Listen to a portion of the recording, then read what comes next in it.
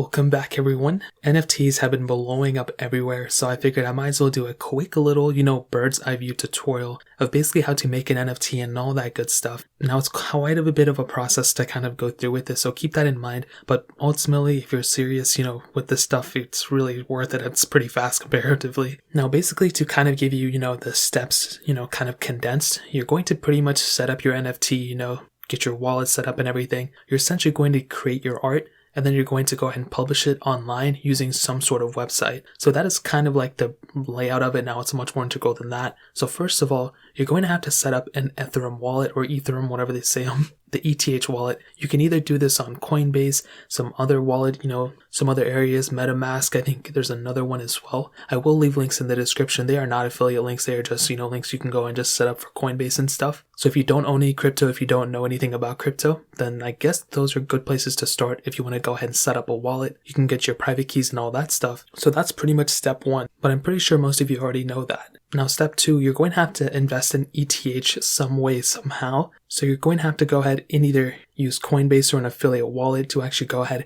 and have a little bit of ETH invested in order to actually go ahead and post your NFT online. So keep that in mind. Essentially, your specific NFT will live in the blockchain, so you do need some ETH in order to do it, and you can do that using MetaMask. I think you can do using Coinbase, but you need to use like a third-party wallet or something like that. So there's a couple different ways to do it, but again, I'll leave links in the description of exactly how to go ahead and go through that way. Now the third thing you want to do, once you go ahead and have your wallet set up and you have ETH and invested it through your wallet, you want to find a website that can go ahead and host your NFTs. Now there's a couple of different websites out there. There's OpenSea, Rarible, Nifty Gateway is another one. Those are just a few. There are a ton of them. I'll leave these ones linked down below. Again, non-affiliates, I don't have anything to do with them. But essentially what you would do on those websites is you're going to go ahead and create an account, and you're going to go ahead and connect your wallet that you just started up earlier in this video, and you invest in Ethereum and all that stuff. You want to go ahead and set up your wallet in those specific websites. So you need to keep track of your private keys and everything like that. You want to make sure you have all that stuff set up. Now after that, it's going to take quite a bit of a time for you to go and set all that stuff up. What you want to do with step 4 though is pretty much at this point, once all that's set up, you just have to go ahead and create your art